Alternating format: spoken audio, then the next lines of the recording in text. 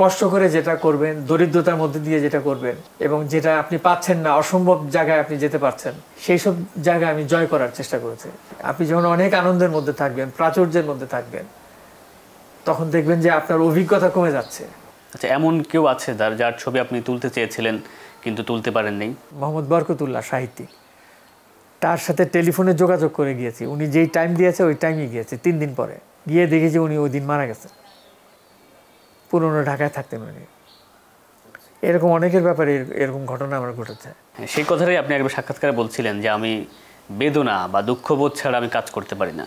আমি যেমন দরিদ্রতার মধ্যে দিয়ে উঠে আসছি এবং জীবনে যা কিছু আমি চেয়েছি আমার পরিবারের কাছে, আমার আব্বা দিতে পারে নাই।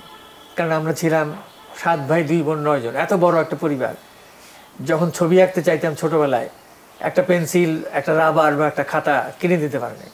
পরবর্তীতে যে আমি একটা ক্যামেরা কিনবো, ফিল্ম কিনবো, সেই পরিস্থিতি আমার ছিল না।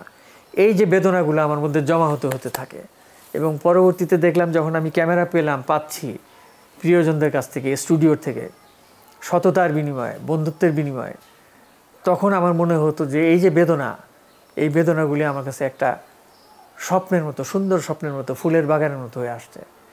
তখন আমার মনে হচ্ছে যে আমি সৃষ্টিশীল কাজ করতে চাই। বাংলাদেশে আমি একটা নতুন ফ্রন্টিয়ার, নতুন উপত্যকা, নতুন একটা রাস্তা উদ্বোধন করতে চাই। তখনই ঠিক করলাম যে আমি পোর্ট্রেট ফটোগ্রাফি করব। যেই সব জায়গায় যেতে চান সেসব জায়গায় আপনাকে নিয়ে যাচ্ছে, কষ্টের জার্নি না আপনার, সেটা শিল্পের জার্নি হোক বা ভ্রমণকারীরা একটু ভ্রমণ করতে যান। অনেক টাকা থাকলে আপনি আরামসে প্লেনে চলে যাবেন, নয়তো ট্রেনে গেলে আপনি অনেক কিছু দেখছেন, জীবন, সময়, দেশ, কাল, প্রকৃতি সবই ধীরে ধীরে যাচ্ছেন। আর প্লেনে আকাশ দিয়ে উড়ে আপনি কয়েক ঘন্টার মধ্যে নেমে যাচ্ছেন। কাজেই কষ্ট করে যেটা করবেন, দরিদ্রতার মধ্যে দিয়ে যেটা করবেন এবং যেটা আপনি পাচ্ছেন না, অসম্ভব জায়গায় আপনি যেতে পারছেন, যেখানে অর্থ নাই কিন্তু ওখানে যেতে হবে, যাওয়াটা অসম্ভব বা তার ছবি তোলা প্রায় সম্ভবই না, সেই সব জায়গায় আমি জয় করার চেষ্টা করেছি। সেই জন্যই আমি বলি যে, আরেকবার বলি যে, নিজের গলায় নিজে, এই জন্যই আমি প্রত্যেক দিন মালা পরাই।